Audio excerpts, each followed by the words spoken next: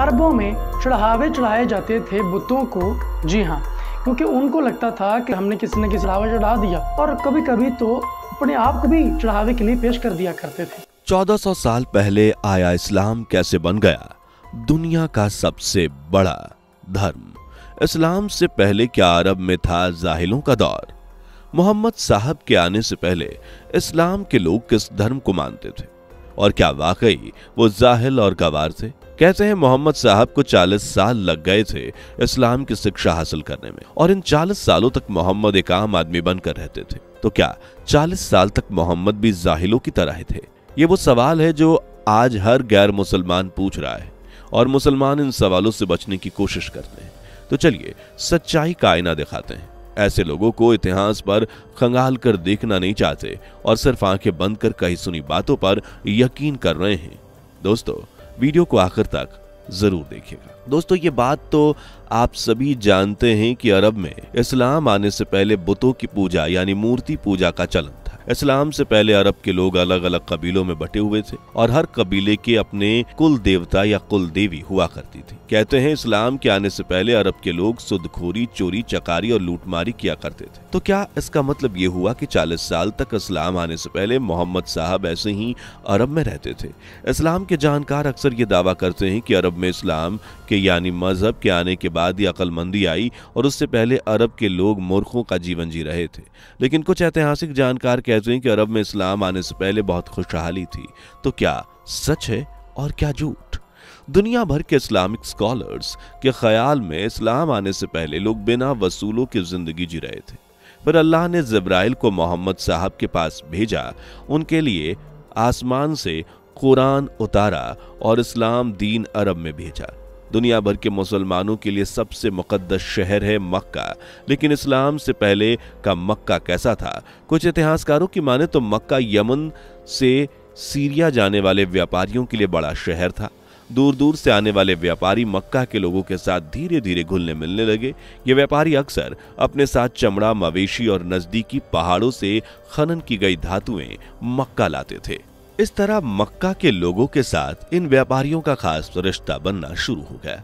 ये व्यापारी कारवाओं में चलते थे और ऊंटों का सामान लाद कर इस्तेमाल करते। सीरिया और इसके इराक शहरों में इसे ले जाया करते। अब तक मक्का में किसी खास मजहब का कब्जा नहीं था। मैप में देखें तो मक्का मदीना और नसरान के नजदीक बसा हुआ है, जहां उस वक्त यहूदी और ईसाई धर्म के लोग रहते थे। मक्का न सिर्फ व्यापारियों के लिए खास जगह थी, बल्कि धार्मिक नजरिए से एक मुकद्दस यानी पवित्र जगह भी थी। मक्का के लोगों ने अपने कारवां को मंजिल तक पहुंचाने के लिए महफूज रास्ते अपनाए और पानी और चारागाह के लिए बुद्दू और बजानटाइन यानी रोमन दोनों के साथ कई संधियां भी की। मक्का से होते हुए सीरिया और यूरोप से जाने वाले इस रास्ते को स्पाइस रूट भी कहा जाता था, क्योंकि भारत और ईस्ट एशिया से मसाले इसी रास्ते से होकर यूरोप पहुंचते थे।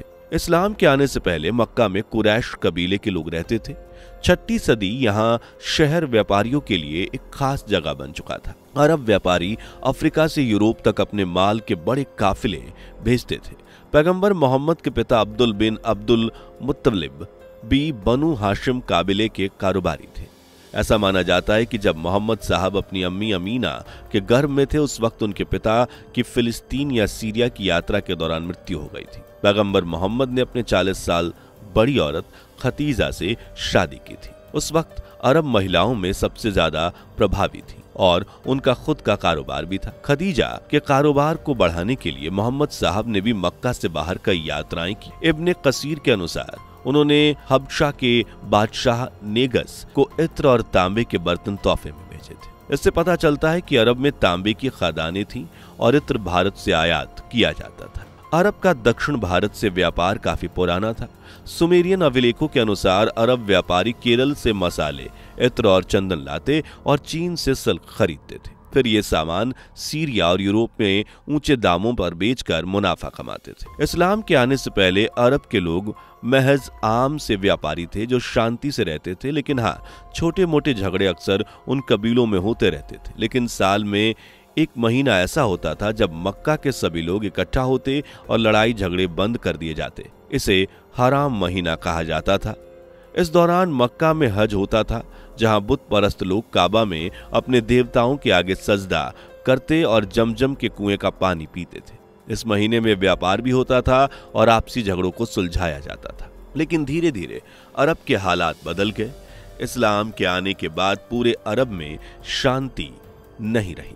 कबीले आपस में झगड़ने लगे। अरब में इस्लाम का तेजी से बढ़ने का कारण अरब के लोगों का लालच भी था।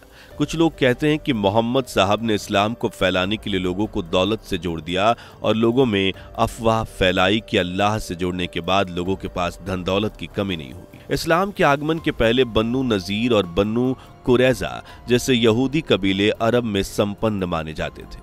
वे व्यापार और समाज में महत्वपूर्ण भूमिका निभाते थे, लेकिन इस्लाम को फैलाने के लिए इन कबीलों को निशाना बनाया गया और उनकी संपत्तियां जब्त कर ली गईं। इस बदलाव ने अरब के सामाजिक और आर्थिक संतुलन को पूरी तरह से बदल दिया।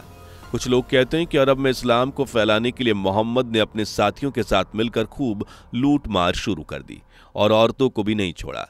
इस तरह उन्होंने मुस्लिम और काफिर का फर्क पैदा कर अरब के कबीले में आपसी झगड़े बढ़ा दिए और काबा जैसे पवित्र स्थान की बेइज्जत नहीं की। इससे जुड़ा एक किस्सा इस तरह का है कि अब्दुल्ला इब्ने खताल को काबा की चादर पकड़े हुए ही कत्ल कर दिया गया, ये कहकर कि बागी को काबा में पनाह नहीं दी जा सकती। इस्लाम के आने के बाद गुलामों पर अत्याचार बढ़ने लगे। उन्हें अपनी मर्जी से आजाद होने की परमिशन भी नहीं थी, जबकि इस्लाम से पहले अरब में गुलाम खुद अपनी आजादी खरीद सकते थे। इस्लाम में औरतों के हक भी छीन लिए गए। जिससे निकाह किया जाता था उन्हें कुछ अधिकार थे, लेकिन बिना निकाह के भी कई औरतें रखी जाती थी जिन्हें सिर्फ अपनी जायदाद समझा जाता था। इसके अलावा मुस्लिम समाज में काले गुलामों को खस्सी करके हरम की निगरानी के लिए रखा जाता था ताकि उनका औरतों से कोई रिश्ता न बन सके। इस वजह से अफ्रीका के बाहर मुस्लिम समाज में काले लोगों की गिनती बेहद कम रही।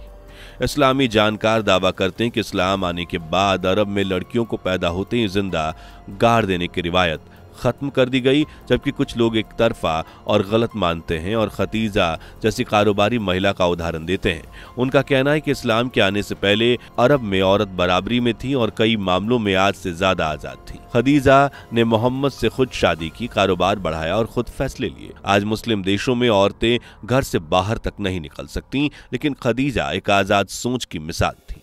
इस्लाम से पहले अरब समाज में औरतों को कई तरह की आजादियां हासिल थी। खदीजा एक अमीर और काबिल बिजनेस वुमन थी जो अपने कारोबार के लिए योग्य लोगों की तलाश में रहती थी और इसी वजह से उनकी मुलाकात मोहम्मद से हुई। मोहम्मद को सीरिया भेजने और उनके तौर तरीके से प्रभावित होकर उनके शादी की पेशकश की। मोहम्मद की जब पहली बार जिब्राइल से मुलाकात हुई तब वो घबरा गए और खदीजा के पास पहुंचे। खदीजा ही वो पहली अरब महिला थी जिसने इस्लाम अपनाया था। खदीजा ने न सिर्फ आर्थिक रूप से मोहम्मद की मदद की बल्कि रसूखदार लोगों को भी उनके साथ खड़ा किया। इस्लाम के आने से पहले अरब में औरतें कारोबार करती थीं, जंगों में हिस्सा लेती थीं और समाज में उनका रुतबा भी था। हिंदा और अय्याश जैसी महिलाएं युद्धों में भी गईं। मक्का फतेह से पहले काबा की चाबियां भी दो औरतों के पास थीं। अरब में देवियों की पूजा होती थी और कुछ औरतें अलीम भी बनती थीं। उन्हें तलाक का अधिकार, संपत्ति में हिस्सा और आजाद जीवन जीने का हक भी था।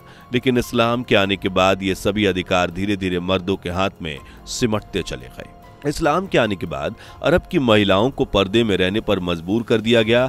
शरीयत में आज भी औरतों की गवाही को आधा माना जाता है। यहाँ तक कि रेप जैसे संगीन मामलों में भी इस्लाम आने से पहले अरब में लोग धार्मिक रूप से ज्यादा सहनशील थे।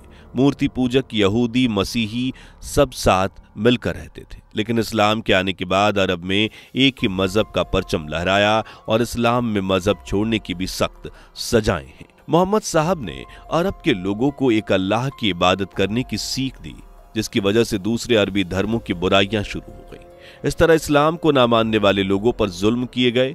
इस्लाम में धर्म बदलने की सजा मौत तय की गई, जिससे लोगों के पास इस्लाम स्वीकार करने के अलावा कोई चारा नहीं। सवाल यह है कि इस्लाम को लेकर लोगों के ये दावे क्या वाकई में सच है? क्या आपका मानना है? हमें कमेंट करके जरूर बताइएगा। वीडियो को लाइक और शेयर जरूर कीजिएगा। मुलाकात होगी अगली वीडियो में। Bye bye.